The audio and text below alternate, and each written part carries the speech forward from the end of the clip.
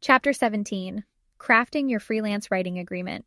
It's a warm summer day in Brooklyn, New York, and as I'm writing this chapter, my freelance writing contract has just saved me from being exploited by one of my clients. Most of the time, I love my clients. While we might not be skipping down the sidewalk together, I value positive professional relationships with mutual respect. In instances like the one I found myself in this afternoon, I still sing the praises of a great freelance contract. You never realize how critical a few pages of a legal document are until you need them the most.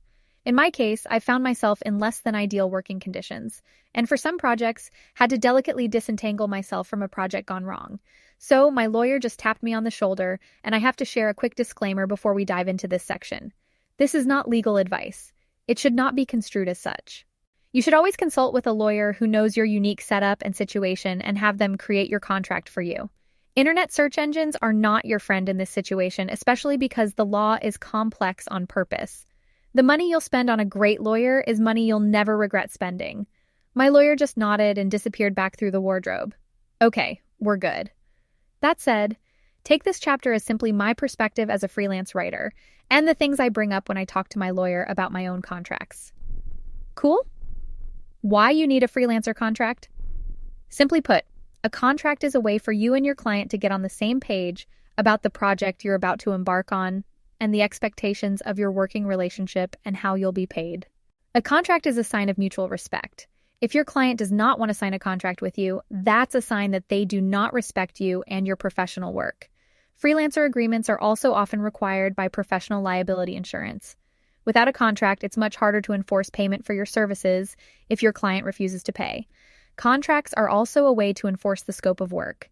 In your freelancing career, you will run across clients that will either try to exploit you, knowingly or unknowingly, if they don't realize the terms of your agreement or forget about how many revisions they agreed you would do. Contracts get all the details in super clear terms that both you and your client can refer back to during the term of your working relationship together. What's in a freelance contract?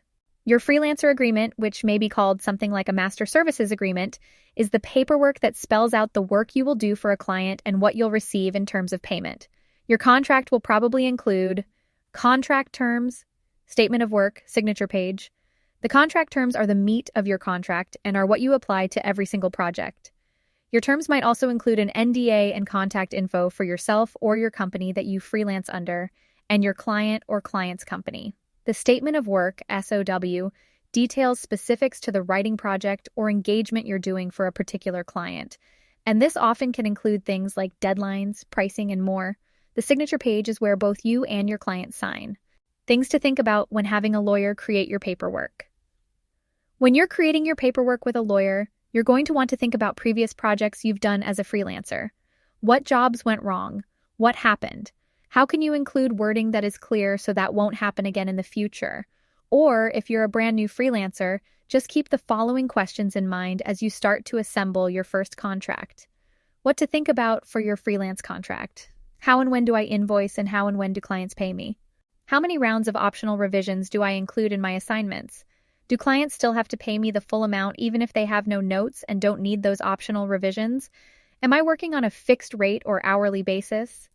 If both, will my lawyer include language for different types of projects? What is my payment schedule? How do I get paid? In what currency? When I'm creating my contracts, I like to be specific with this. That is, $100, not just the number 100, especially as I work with international clients. What happens if I cancel the job, if the client does? What are different ways a project can get canceled? And what happens with outstanding payments and ownership of work? How is ownership of the material handled? What happens if a client doesn't pay an invoice? Are there late fees on unpaid invoices? How are disputes resolved? How can damages be claimed? Can I utilize subcontractors like proofreaders to complete my work? To get even more specific, here are some things you may want to think about for hourly contracts. Do I have a limit or ceiling for hourly billing? How do I share hour logs with clients? Do I bill hours for communication time, that is, meetings and emails? Do I bill for every hour, half hour, quarter hour? How and when do I round up? What is the scope of a project? What am I doing work-wise when I'm billing hours? And for fixed rate/flat fee contracts, what happens if the project is canceled mid-milestone? Is the initial deposit refundable? And how many revisions are there? Are these revisions optional? That is, a client can waive them if they don't need them. At what point is the final draft final? How long do clients have to give notes on a first draft? Indefinitely? 2 weeks? How long is my timeline as the writer for delivering each draft? A great lawyer should walk you through some of this, but remember that you know your business best, so take initiative on making sure the common things that go wrong are covered for you. Your statement of work. When I'm putting together a contract, I pay particular attention to the statement of work. When I send a quote to a client for a fixed rate project, I get super specific on the details. My statement of work includes the project name, the upper word count maximum, the number of optional revisions, and any other details that describe what I'm writing for my client and what the final deliverable should look like.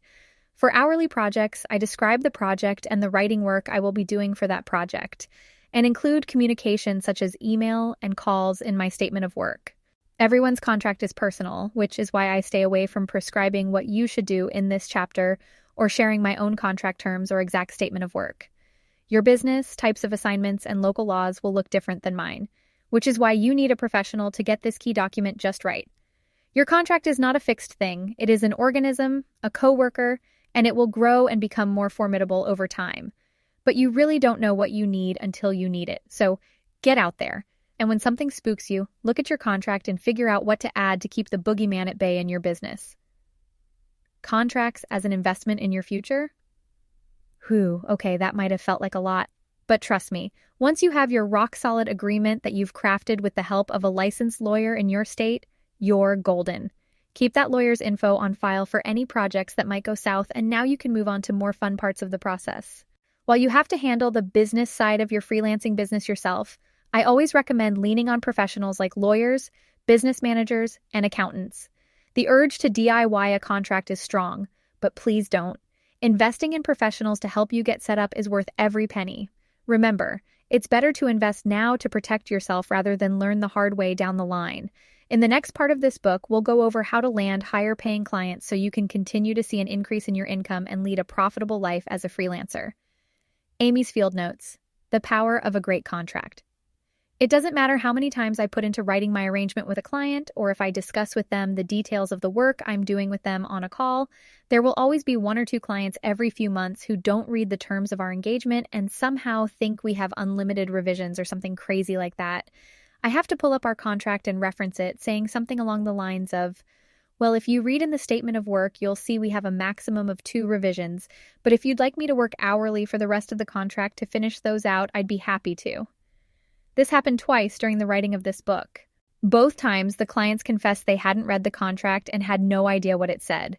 I was floored but stayed professional. People don't read. It's a truth that hurts as a professional writer, and it's why your contract is so important. It's an enforcer of your policies and, the law, and keeps you safe when a client is trying to wiggle out of a payment or change the terms halfway through a contract. I create these voiceovers using Wondercraft AI, a text-to-speech tool that speaks in your voice so you can create more podcasts, audiobooks, and voiceovers, all by just dropping in some text. Use my code SUTO50, SUTO50, or the link in the description below to get 50% off your Wondercraft AI subscription. I get a small commission if you use my code, so thanks for your support. Sending creativity and good writing vibes your way. Amy.